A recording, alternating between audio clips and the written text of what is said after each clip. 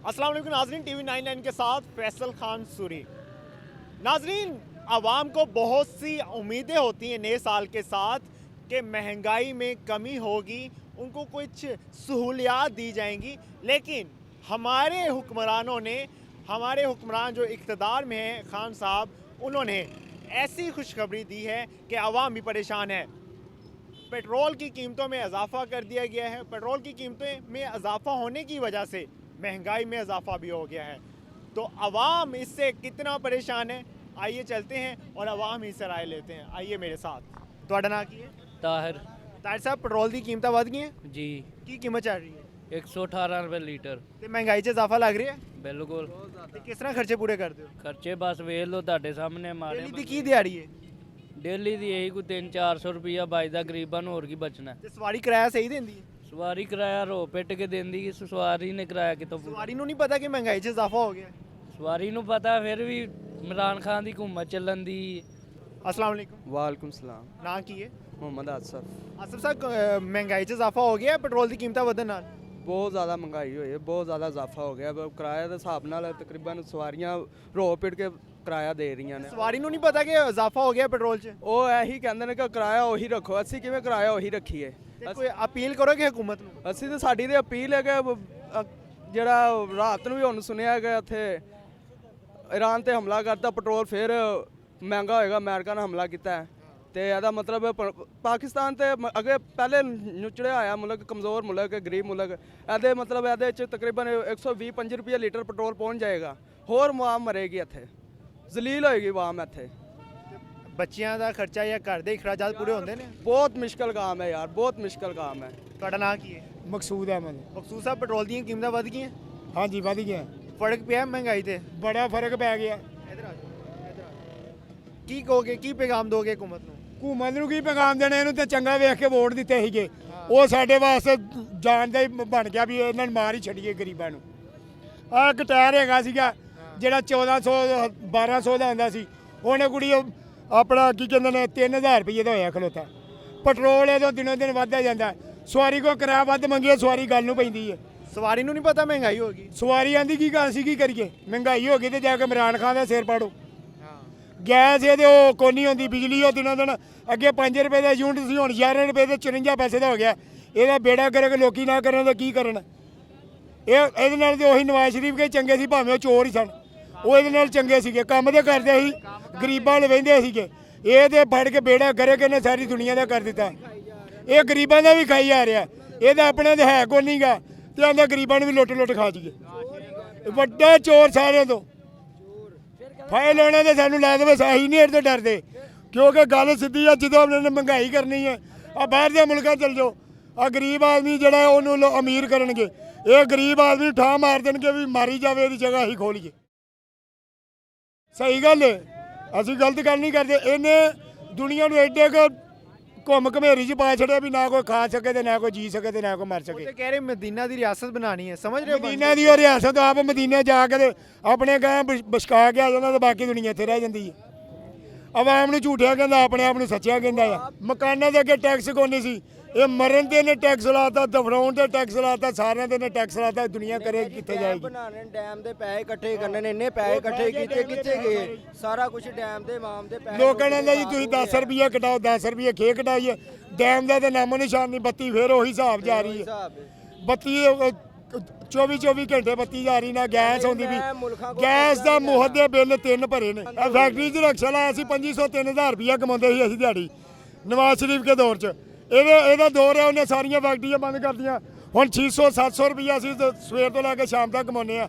ਨਮਾਜ਼ ਪੜ੍ਹ ਕੇ ਸੁਬਾਹ ਦੀ ਫਜਰ ਦੀ ਨਮਾਜ਼ ਪੜ੍ਹ ਕੇ ਨਿਕਲਦੇ ਆ, ਇਸ ਵੇਲੇ ਮਰ ਕੇ 800-900 ਰੁਪਇਆ ਫੜਨੇ ਆ। ਕਿਹੜੇ ਪਾਸੇ ਜੀ 400 ਦਾ ਪੈਟਰੋਲ ਪਾ ਗਿਆ, 500 ਰੁਪਏ ਨਾਲ ਘਰ ਦਾ ਖਰਚਾ ਚੱਲਦਾ?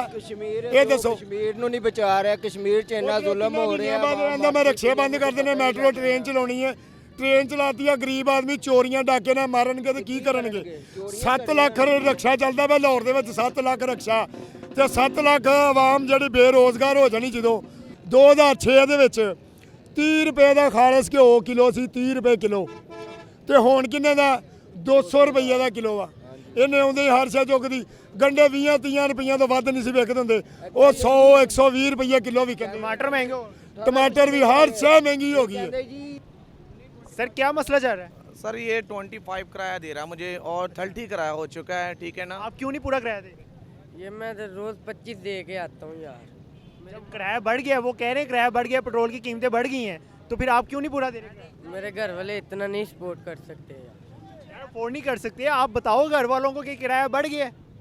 यार नहीं घर वाले देते यार। कितने अरसे के बाद हमने 5 रुपए ज़्यादा लिए हैं, कितने 5-6 साल यही किराया चलता रहा। अगर 5 रुपए ज़्यादा बढ़ा रही है तो क्या रिक्शे वाला गलत हो जाता है? पहले दूसरी देखें ना, और कीमतें कहाँ बढ़ गई हैं। जब किराए की बारी आती है पूरी महंगाई इधर आके जाहिर करते हैं कि हाँ हाँ आपने 5 रुपए क्यों बढ़ा दिए, ठीक है। उसको ये नहीं पता इतना पेट्रोल महंगा हो- बैठने लगे थे तब आपने क्यों नहीं कहा कि मेरे पास इतना किराया है? यार मैं रोज इतने ही दे के आता हूँ। रोज की बात नहीं, अब किराया बढ़ गया, पेट्रोल की कीमतें बढ़ गई हैं, अब वो बेचारा क्या करेगा? अब मेरे पास इतने ही हैं यार। बात पता क्या है, जो होते हैं नशेई लोग, उन्होंने हमारा काम भी ख़राब किया होता, उनके तो पीछे रोने वाला कोई नहीं है। मेरे पास तो छोटे छोटे बहनों भाई हैं रोने वाले, हमने सबको खिलाना होता है। इनके पास पीछे कोई नहीं है, ना लेना ना देना।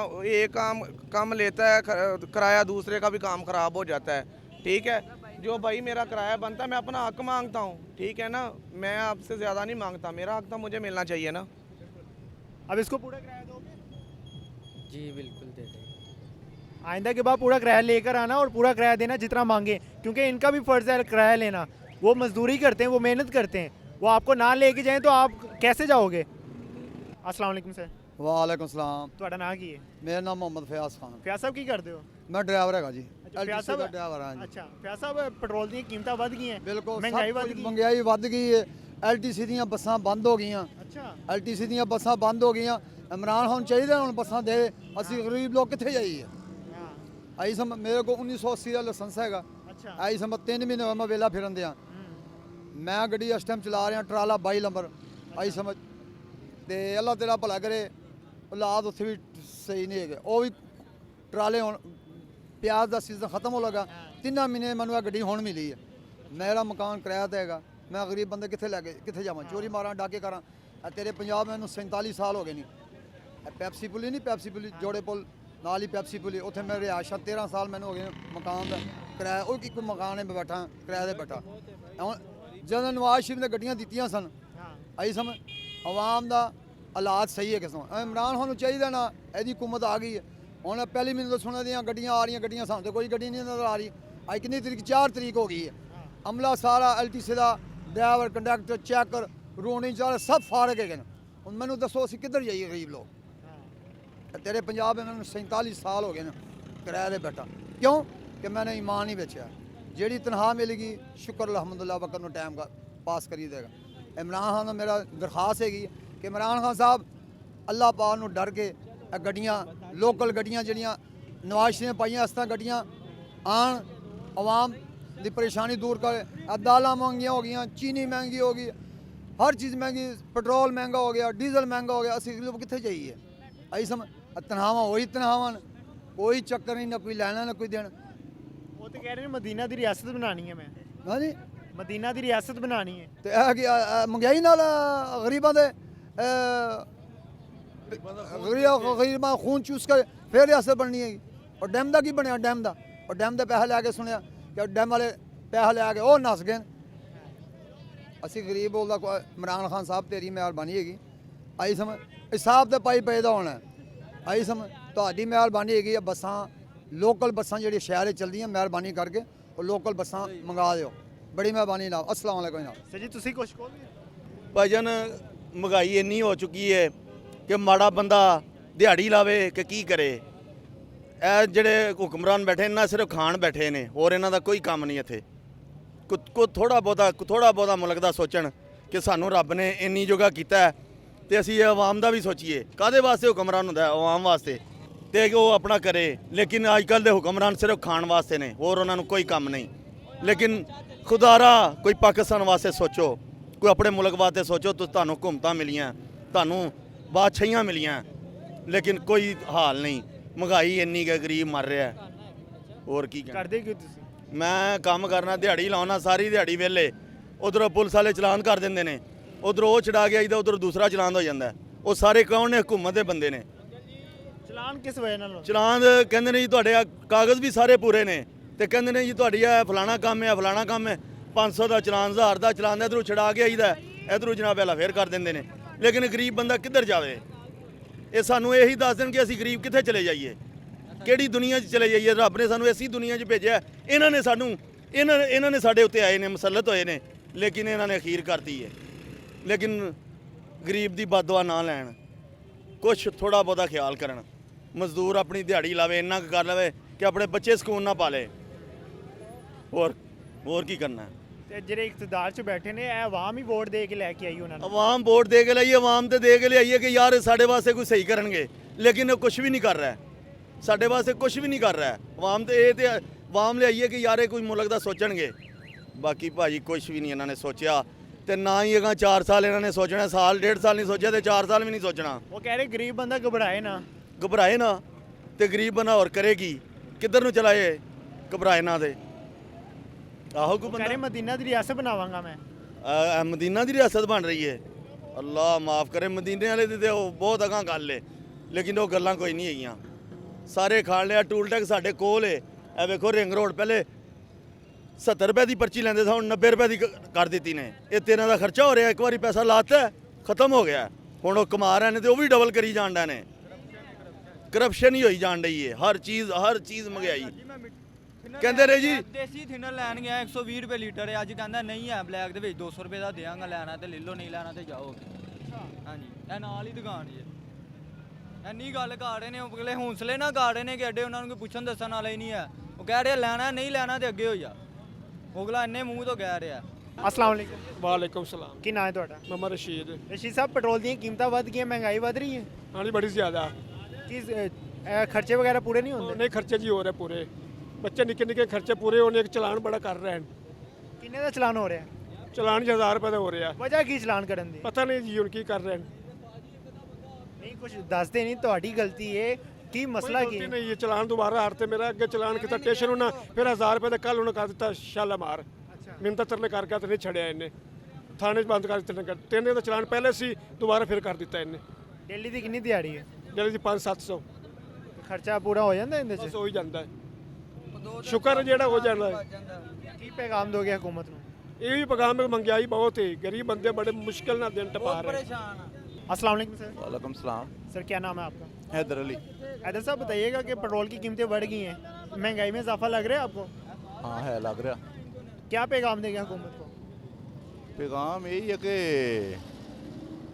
ਇਹ ਜਿਹੜਾ ਗਰੁੱਪ ਬੈਠਾ ਹੈ ਗਵਰਨਮੈਂਟ ਦਾ ਇਹਨਾਂ ਨੂੰ ਜਾਚ ਹੀ ਨਹੀਂ ਗੀ ਮੁਲਕ ਚਲਾਉਣ ਦੀ ਨਹੀਂ ਲੱਗੀ ਸਮਝ ਯਾਨੀ ਇਹਨਾਂ ਨੂੰ ਜਾਚ ਹੀ ਨਹੀਂ ਗੀ ਇਹਨਾਂ ਨੂੰ ਬਗੈਰ ਜਾਚ ਤੋਂ ਮਤਲਬ ਬਰਦਾਸ਼ਤ ਲੋਕ ਕਰਨ ਡਏ ਨੇ ਤੇ ਅਸੀਂ ਵੋਟ ਦੇ ਕੇ ਲੈ ਕੇ ਆਏ ਉਹਨਾਂ ਨੂੰ ਸਾਡੀ ਆਵਾਮ ਨੇ ਦਿੱਤਾ ਵੋਟ ਤੇ ਆਵਾਮ ਇਹ ਮੁਲਕ ਦੀ ਇਸ ਤਰ੍ਹਾਂ ਦੀ ਬਣ ਗਈ ਆ ਵੀ ਇਹਨਾਂ ਨੂੰ ਜਿਹੜਾ ਨੇ ਇਹ ਇਸ ਤਰ੍ਹਾਂ ਦੀ ਕਹਿੰਦੇ ਵੀ ਛਿੱਤਰਾਂ ਵਾਲੇ ਵਧਾਓ ਇਹਨਾਂ ਨੂੰ ਕੋਈ ਨਹੀਂ ਕੀ ਮਤਲਬ ਭਾਵੇਂ ਜਿਹੜੇ ਇਹਨਾਂ ਨੂੰ ਰੋਜ਼ ਛਿੱਤਰ ਵੀ ਪੈਣ ਨਾ ਆਵਾਮ ਨੂੰ ਇਹ ਆਖਣਗੇ ਵੀ ਛਿੱਤਰ ਮਾਰੀ ਜਾਓ ਸਾਨੂੰ ਠੀਕ ਹੈ ਨਾ ਇਹਨਾਂ ਨੂੰ ਕੋਈ ਪਰਵਾਹ ਨਹੀਂ ਆਪਣੇ ਹਾਲਾਤ ਦੀ ਜਾਂ ਉਹਨਾਂ ਪਰਾਂ ਇਹਨਾਂ ਨੂੰ ਹੋਣਾ ਇੰਝ ਹੀ ਚਾਹੀਦਾ ਵਾ ਉਹ ਤੇ ਨਵਾਂ ਪਾਕਿਸਤਾਨ ਬਣਾਉਣਾ ਹੈ ਸੀ ਤੇ ਨਵਾਂ ਬਣਾਤਾ ਨਾ ਉਹਨੇ ਬਹੁਤ ਸੋਹਣਾ ਬਣਾਇਆ ਉਹਨੇ ਤੁਹਾਡੇ ਸਾਹਮਣੇ ਹੀ ਆ ਮਤਲਬ ਜਿਹੜਾ ਨਵਾਂ ਪਾਕਿਸਤਾਨ ਉਹਨੇ ਬਣਾਇਆ ਕੀ ਕਰਦੇ ਹੋ ਤੁਸੀਂ ਮੇਰਾ ਪ੍ਰਾਪਰਟੀ ਵਗੈਰਾ ਨਿੱਕਾ ਮੋਟਾ ਕੰਮ ਸਹੀ ਕਾਰੋਬਾਰ ਚੱਲ ਸਭ ਠੱਪ ਪਏ ਨੇ ਸਾਰਾ ਨਿਜ਼ਾਮ ਧਰਮ ਬਰਮ कोई सिस्टम नहीं चल रहा अभी हर बंदा तंग है जी तो नाजरीन आपने सुना कि आवाम कितनी परेशान है इन हुक्मरानों से